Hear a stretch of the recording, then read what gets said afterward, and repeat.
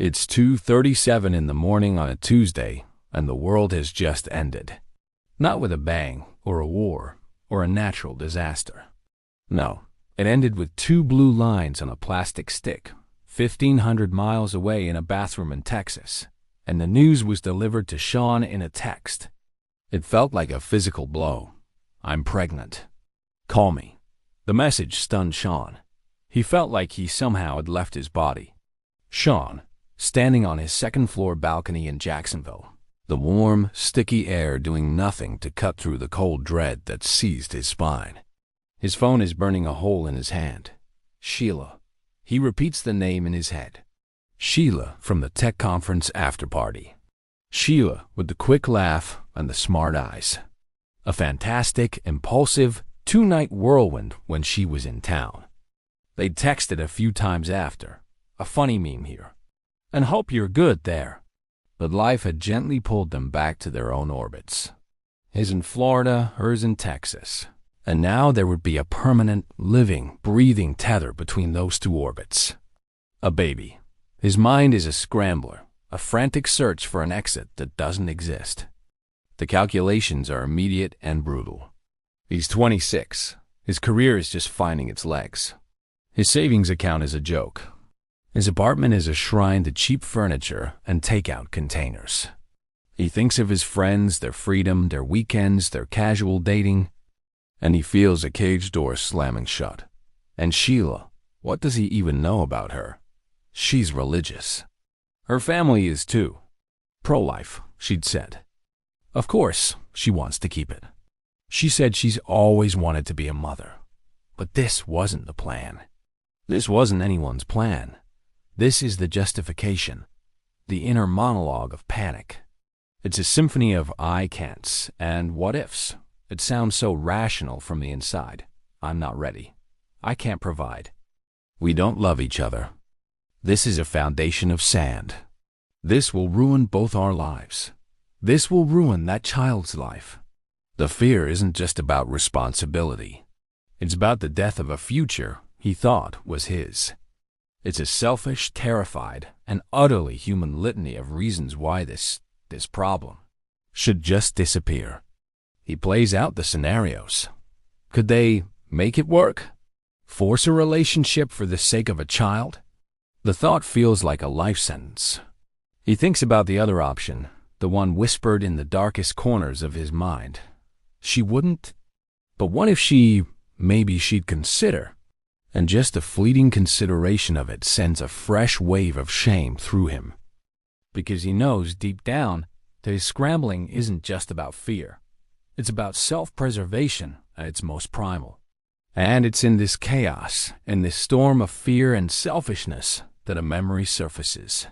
It's not a loud voice. It's not a preacher thundering from a pulpit. It's the ghost of a verse from a childhood Sunday school class.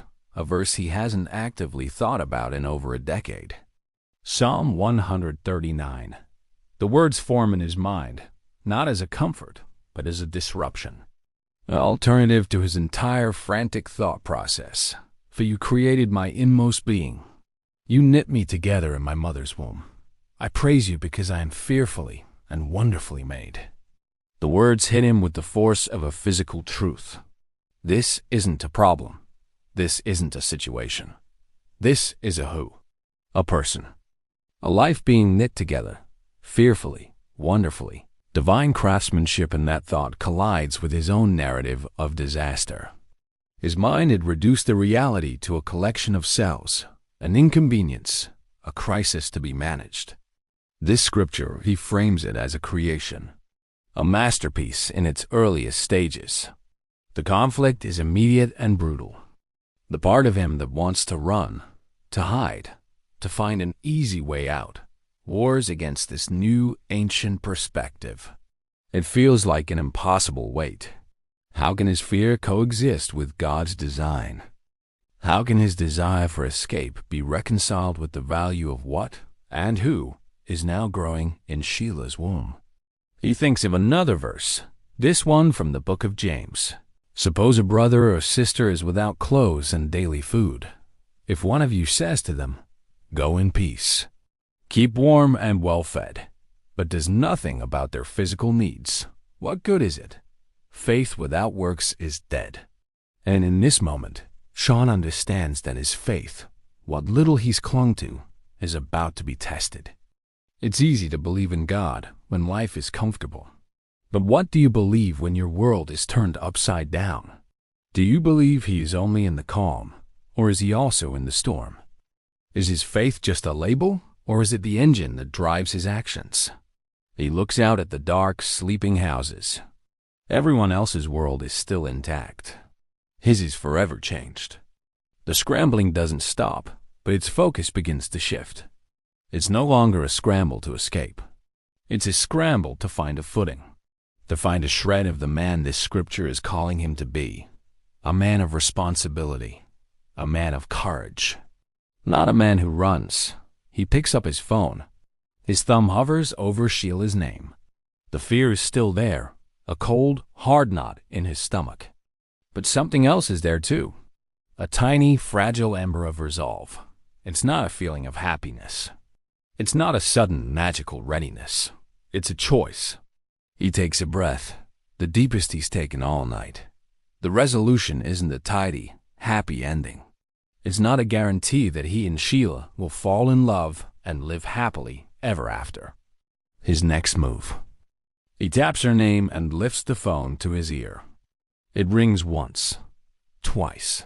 His voice, when he speaks, is quiet but clear, the tremor barely audible. "Hey, Sheila, I got your message. It's Shawn. I'm here. Let's talk." He left a voicemail and eagerly awaited her response. Life doesn't always give us the story we want, but we always get to choose how we respond to the story we're given. The easy path is often the one of fear. The courageous path, the faithful path, is to step into the unknown, trusting that the one who knits us together in the womb will also guide our steps on the ground. If this story resonated with you, if you've ever faced a moment where your fear collided with your faith, share your own experiences in the comments below. Let's support each other. And if you want to join us as we navigate more of these real, gritty, faith-infused moments, hit that subscribe button and ring the bell. Thanks for watching.